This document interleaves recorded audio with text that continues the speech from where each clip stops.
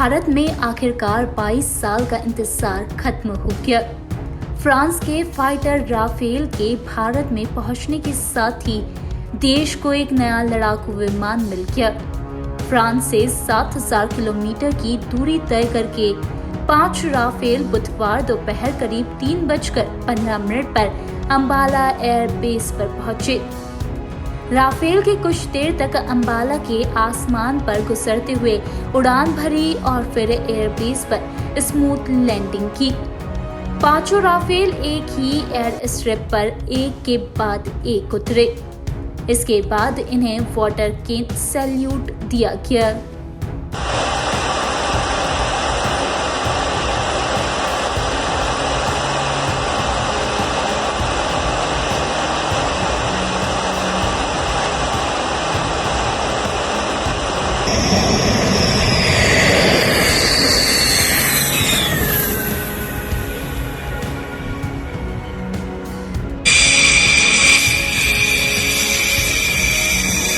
Rafale यूं तो कई आधुनिक तकनीक से लैस है, लेकिन दुश्मनों को छक्के छुड़ाने के लिए इसका नाम ही काफी है।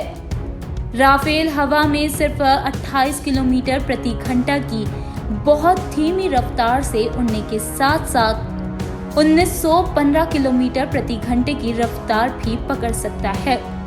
ये न सिर्फ हवा से हवा में मार सकता है, बल्कि हवा से जमीन में भी हमला करने में सक्षम है। ये न सिर्फ फुर्तीला है, बल्कि इससे परमाणु हमला भी किया जा सकता है। पाकिस्तान के सबसे ताकतवर फाइटर जेट F-16 और चीन के J-20 में ये खूबी नहीं है।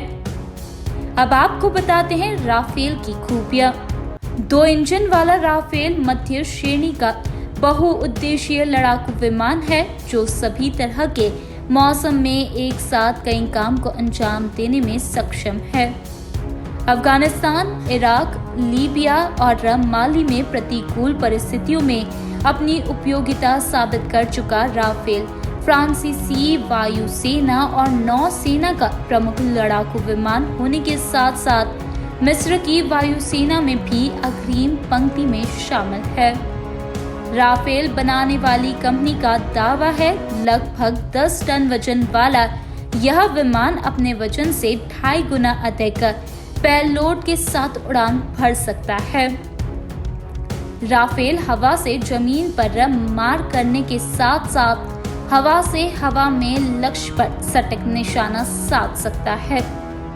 राफेल परमाणु हमले, एंटी शिप अटैक, टोही क्षमता, close air support, air defence और लेजर निर्देशित लंबी दूरी की मिसाइल के हमले में भी सक्षम है।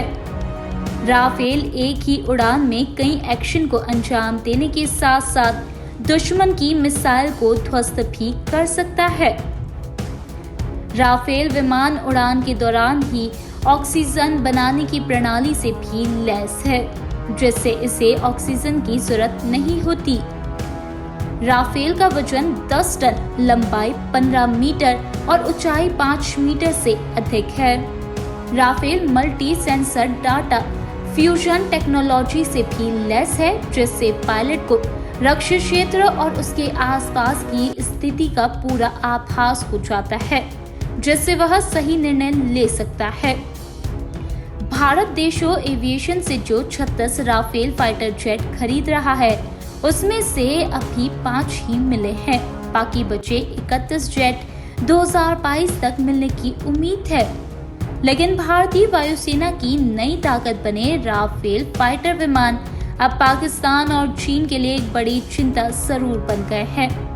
यही कारण है कि चीन शायद भविष्य में भारत से टकराने की भी नहीं सोचेगा।